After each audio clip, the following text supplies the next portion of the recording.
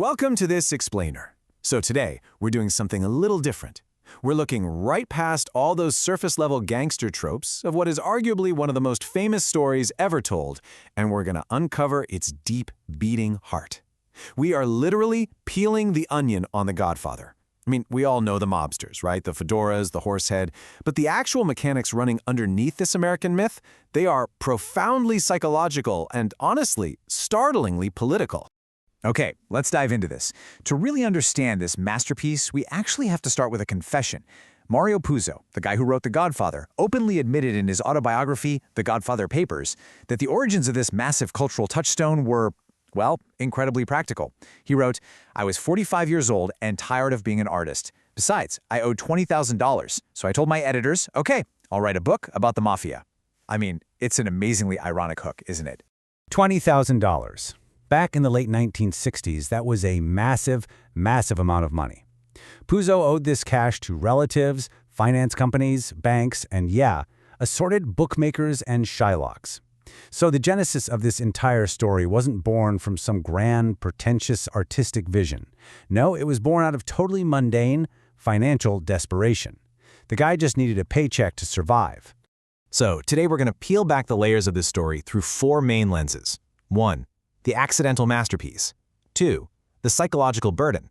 3. A political detective story. And 4. Page to screen. Right. Let's jump straight into Section 1, the accidental masterpiece, from debt to bestseller. We're going to see how Puzo's massive gamble completely transformed his entire career trajectory.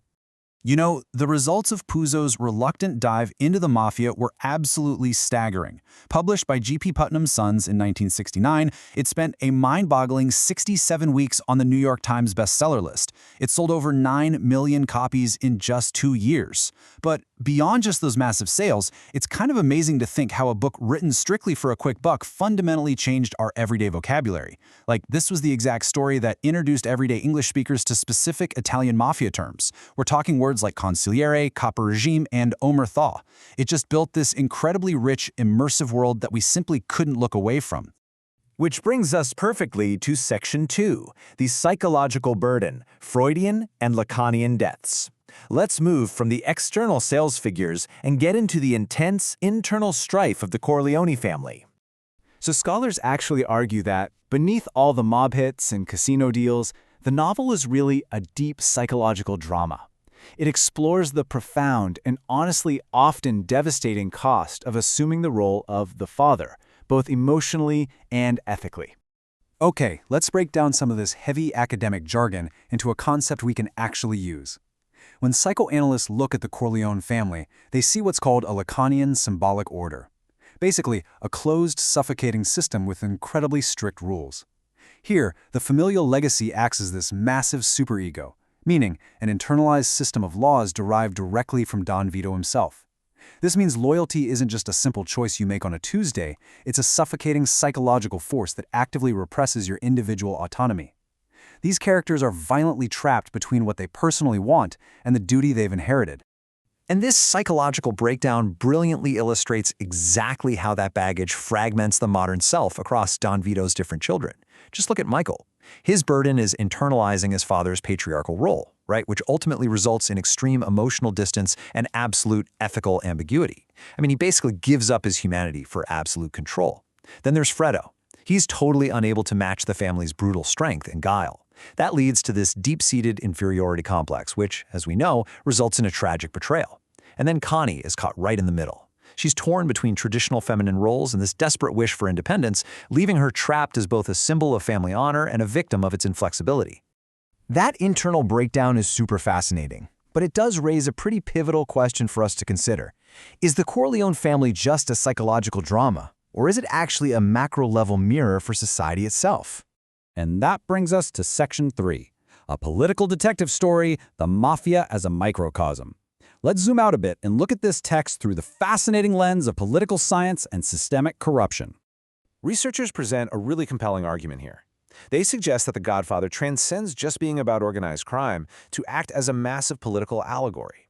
Academics note that the novel can be read as a critique of American capitalism, portraying the deep interconnectedness of economic and social power. Essentially, they argue the story shows how the ruthless pursuit of ambition inevitably leads to moral compromises. It's just a fascinating look at how these academics interpret Puzo's framing of power in society, basically using the mob as a dark reflection of capitalism. Now, what's really interesting about this concept of the political detective story is how it breaks down into core elements. We're talking government corruption, espionage, large-scale conspiracies, and moral ambiguity in leadership. The Mafia's internal operations literally perfectly mirror real-world governmental machinations. The Corleone family isn't just a gang of thugs out on the street. They operate exactly like a sovereign state. They have intelligence networks, they form complex political alliances, and they execute strategic strikes. The story shows us exactly how power is consolidated, challenged, and maintained, exposing the vulnerability of literally any political system to absolute corruption. And you know, the political and cultural depths go even further. Scholar Alexander Prokhorov actually drew this incredible parallel, comparing the novel's depiction of American capitalism to traditional Russian literature. Much like classic Russian novels by authors like Dostoevsky or Tolstoy, The Godfather obsessively explores these deep familial connections, impossible moral dilemmas, and the unbearable tension between individual desires and family obligations. It serves as this amazing bridge between American and Russian literary traditions, really proving that these themes of power and loyalty are totally universal across borders. It reflects the exact same tension between duty and desire that we all navigate in our own lives. All right, so we've covered the psychology and the politics. Now for Section 4, Page to Screen, Trimming the Fat. Let's see how Puzo and legendary director Francis Ford Coppola distilled these incredibly heavy themes into cinematic history. Adapting a 400-plus page novel into a screenplay requires some really tough, ruthless choices. Screenplays simply have to move faster than novels. Puzo's book had massive, immersive world building, but it also had huge tangents. For instance, did you know there was an entire subplot involving Sonny's mistress moving to Vegas to marry a doctor? Yeah, cut, gone. They sacrificed that sprawling world building for a much tighter, streamlined narrative. They completely removed all the fluff. And brilliantly, they lifted Vito's entire backstory out of the first film entirely, strategically saving it so it could become the backbone of The Godfather Part 2. The resulting legacy of both the book and the film is practically unmatched in modern storytelling. I mean, the 1969 novel utterly dominated the bestseller list. Then the 1972 film revolutionized Hollywood forever. It won the Academy Award for Best Picture, brought Marlon Brando back to the absolute peak of his powers, and launched the legendary careers of Al Pacino and Diane Keaton. It's just an absolutely incredible journey from a 45-year-old author's $20,000 gambling debt to the creation of a permanent American myth. So, the crucial point is, we'll end this explainer with the very epigraph Mario Puzo himself chose to open his novel. Behind every great fortune there is a crime, famously attributed to Honoré de Balzac. When you really peel the onion of the Corleone Empire, you kind of have to ask yourself, in the end, was the ultimate crime they committed a literal one of violence, a psychological one of destroying their own souls, or a political one, reflecting the darker truths of society itself? Definitely something to think about. Thanks for learning with me today.